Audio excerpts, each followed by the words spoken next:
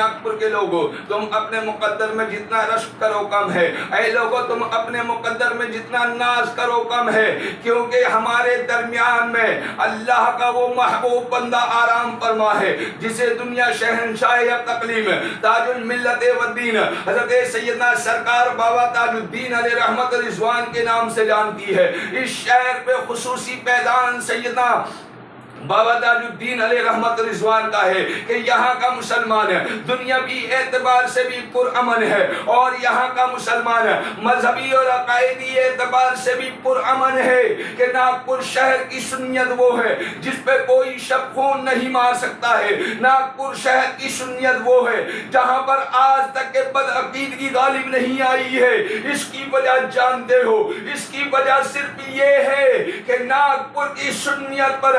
روحانی فیضان سرکار بابا تاج الدین کا ہے، اور علمی فیضان سیدنا سرکار اعلیٰ حضرت عظیم البرکت کا ہے۔ ان دونوں بزرگوں نے شہر ناگپور کی سنیت کو سنبھال رکھا ہے، اور یہ بات میں کوئی اپنے دل سے نہیں کر رہا ہوں، یہ بات میں یوں ہی لفاظی کے اندر نہیں کر رہا ہوں، بلکہ تاریخ کے آئینے میں میں آپ کے سامنے گفتگو کر رہا ہوں۔ حضرت مولانا عبد الکریم تاجی علیہ رحمت رضوان جو سیدنا سرکار اعلیٰ حضرت عظیم البرکت کے شاگرد ہیں، اور سیدنا سرکار بابا تاج الدین علیہ رحمت رضوان کے خلیفہ ہیں۔ آپ کا نام عبد الکریم ہے، سیدنا سرکار بابا تاج الدین علیہ رحمت رضوان نے آپ کا نام یوسف رکھا تھا۔ تو سیدنا سرکار اعلیٰ حضرت عظیم البرکت کے شاگرد اور سیدنا سرکار بابا تاج الدین علیہ رحمت رضوان کے خلیفہ بیان فرماتے ہیں کہ میرا دور طالب علمی کا زمانہ تھا، میں بارگاہ امام اہل سنت میں شرف تلمذ حاصل کر رہا تھا۔ اسی درمیان میں سرکار اعلیٰ حضرت عظیم البرکت کے مدرسے کی دستار بندی کا زمانہ آتا ہے۔ سیدنا سرکار اعلیٰ حضرت عظیم البرکت نے اپنے یہاں جن مہمان کو بلایا، حضرت مولانا عبد الکریم تاجی فرماتے ہیں کہ جلسے کی صدارت خانقاہ نیازیہ کے بزرگ ننھے میاں فرما رہے تھے، اور جو دوسرے مہمان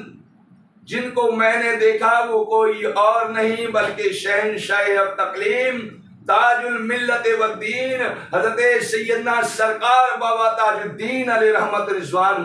موجود ہے۔ یہ شہر بریلی میں سیدنا سرکار بابا تاج الدین علیہ رحمت رضوان موجود ہے۔ آپ بیان فرماتے ہیں، حضرت مولانا یوسف تالی علیہ رحمت رضوان بیان فرماتے ہیں کہ حضرت سیدنا سرکار بابا تاج الاولیاء بھی وہاں پر موجود ہیں، سیدنا سرکار اعلیٰ حضرت عظیم البرکت بھی موجود ہیں، ننھے میاں بھی وہاں پر موجود ہیں۔ مسلمانوں یہاں ٹھہر کر میں ایک بات کہنا چاہتا ہوں، ننھے میاں سلسلہ نیازیہ کے مشائخ ہیں، سیدنا سرکار اعلیٰ حضرت عظیم البرکت سلسلہ قادریہ کے بزرگ ہیں، سیدنا سرکار تاج الاولیاء علیہ رحمت رضوان سلسلہ چشت کے بزرگ ہیں۔ تو ہمارے بزرگوں نے تو تعلیم دی ہے کہ اپنے اپنے مشرب پر قائم رہو، اور تمام لوگ پیار و محبت کے ساتھ میں رہو، نہ آپس میں کوئی اختلاف ہو، نہ ہی آپس میں کوئی رنجشیں ہو، نہ ہی آپس میں کسی طریقے کی نفرتیں ہوں۔ تو اے لوگوں میں آپ سے کہنا چاہتا ہوں، آپ کس بیماری کے اندر مبتلا ہو گئے ہو کہ آج سلاسل کے نام پر آپس میں لڑ رہے ہو، سلاسل کے نام پر گروہ بندیاں کرتے نظر آ رہے ہو، سلاسل کے نام پر ایک دوسرے سے دستوں گریباں ہو؟ سنو، سیدنا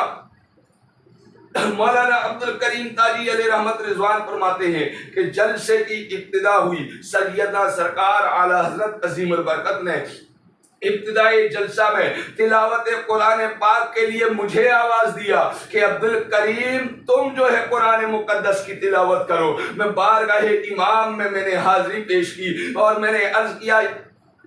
یا سیدی سرکار اعلیٰ حضرت عظیم البرکت حضرت مولانا عبد الکریم تاجی ابھی تو پڑھ رہے ہیں، جو فارغین طلبہ تھے ان میں سے آپ تلاوت قرآن کرا لیا کرتے، یا دیگر جو طلبہ تھے ان میں سے آپ تلاوت قرآن کرا لیا کرتے۔ آخر مولانا عبد الکریم کا انتخاب کرنے کی وجہ کیا ہے؟ تو تربت امام سے آواز آتی ہے، اے میرے غلام سن سن، اس لیے کہ آج جو ہے جو سند تقسیم کی جا رہی ہے وہ علم رسول کی سند تقسیم کی جا رہی ہے۔ آج جو محفل سجی ہوئی ہے یہ محفل رسول سجی ہوئی ہے، اور جو مہمان آئے ہوئے ہیں وہ بھی آل رسول آئے ہوئے ہیں، تو جلسے کی ابتدا بھی ایک آل رسول سے کی جائے گی، اور سید عبد الکریم جو ہے جلسے کی ابتدا کریں گے۔ تو سیدنا سرکار اعلیٰ حضرت عظیم البرکت نے اپنی زندگی کے اندر عملی طور پر زمانے کو پیغام دیا کہ اے لوگو، امام احمد رضا صرف زبانی خرچ کرنے والے کا نام نہیں ہے بلکہ عمل کر کے دنیا کو دکھانے والے کا نام ہے کہ یا رسول اللہ تیری نسل پاک میں ہے بچہ بچہ نور کا، تو ہے عین نور تیرا سب گھرانہ نور کا۔ سیدنا سرکار اعلیٰ حضرت عظیم البرکت نے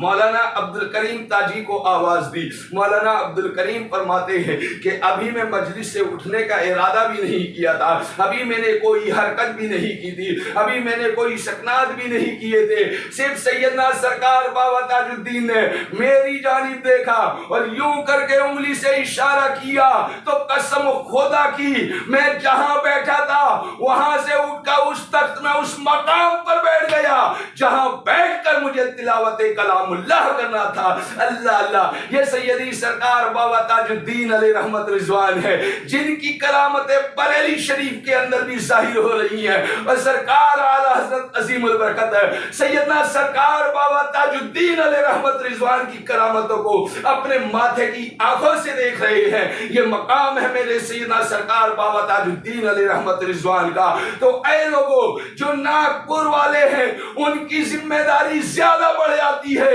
جو بابا تاج کا دیوانہ ہے وہ امام احمد رضا کا بھی دیوانہ ہونا چاہیے، اور جو امام احمد رضا کا دیوانہ ہے وہ سرکار تاج الاولیاء کا بھی دیوانہ ہونا چاہیے، اس لیے کہ یہ در بھی ہمارا ہے، وہ در بھی ہمارا ہے، ناگپور بھی ہمارا ہے، بریلی بھی ہمارا ہے، اور جملہ مقدس بزرگان دین کے آستانے یہ سب کے سب ہمارے ہیں۔ یہی پیغام ہمارے بزرگوں کی زندگی سے ملتا ہے، اور پھر ایسا نہیں ہے کہ یہ رشتہ صرف یہیں تک کے محدود رہا، بلکہ شہزادہ اعلیٰ حضرت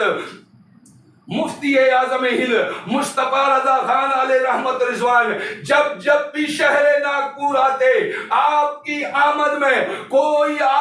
کسی مرتبہ آپ کی آمد ایسی نہیں ہوئی کہ سیدنا سرکار حضور مفتی اعظم ہند ناگپور آئے اور دیار تاج الاولیاء میں حاضری نہ دی ہو، بلکہ آپ جب بھی ناگپور آتے ہمیشہ بارگاہ تاج الاولیاء میں حاضر ہوتے۔ اور ایک مرتبہ کسی نے سیدنا سرکار حضور مفتی اعظم ہند سے پوچھا، حضرت سرکار تاج الاولیاء کس درجے کے بزرگ ہیں؟ آپ فرماتے ہیں صرف آپ یہ پوچھ رہے ہو کس درجے کے ولی ہیں؟ ارے تاج الاولیاء وہ ولی ہیں جو صرف نگاہ ڈال دیتے ہیں تو اپنے غلاموں کو مقام ولایت عطا فرما دیتے ہیں۔ یہ ولی غر ہے، صرف ولی نہیں ہے بلکہ ولی غر ہے۔ تو یہ عظمت و شان سیدنا سرکار بابا تاج الدین علیہ